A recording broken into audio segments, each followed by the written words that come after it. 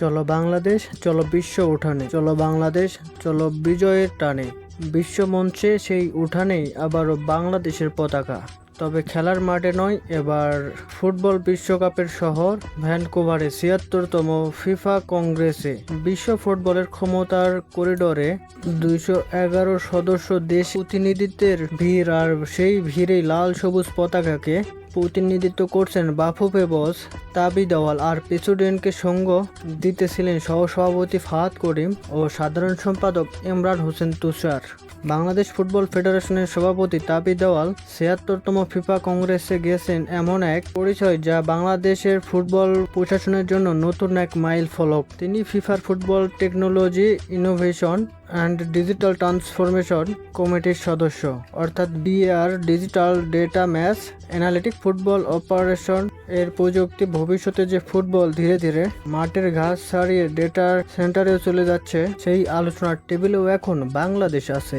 যুক্তরাষ্ট্র, কানাডা ও মেক্সিকো মিলিয়ে হতে যাওয়া সবচেয়ে বড় বিশ্বকাপের আগে ভ্যানকুভারের কংগ্রেসে প্রযুক্তিগত আধুনিকায়ন, বৈষম্য বিরোধী অবস্থান এবং সদস্য দেশগুলোর উন্নয়ন সহায়তা। ফিফা কাউন্সিল ২০২৬ বিশ্বকাপে অংশ নেওয়া ৪৮ দলের জন্য আর্থিক বন্টন ১৫% বাড়িয়ে $৮৭১ মিলিয়ন নেওয়ার সিদ্ধান্ত নিয়েছেন। একই সঙ্গে ফিফা ফরওয়ার্ড প্রোগ্রামের মাধ্যমে সদস্য দেশগুলোর উন্নয়ন সহায়তা আরও শক্তিশালী করার কথাও আলোচনায় এসেছে। বাংলাদেশ হয়তো ২০২৬ বিশ্বকাপে নেই, কিন্তু বিশ্বকাপ ঘিরে যে অর্থনীতি, যে নেটওয়ার্ক, যে উন্নয়ন কাঠামো, সেখানেই সুযোগ খুঁজতে হবে বাফুফেকে। এছাড়াও হামজা, সমিত, ফাহমিদুল জাহিনদের হাত ধরে যে ফুটবল জাগরণ শুরু হয়েছে, লাল সবুজের মাঠে বিশ্বকাপ খেলার স্বপ্ন হয়তো সত্যি হবে এই জাগরণের হাত ধরে।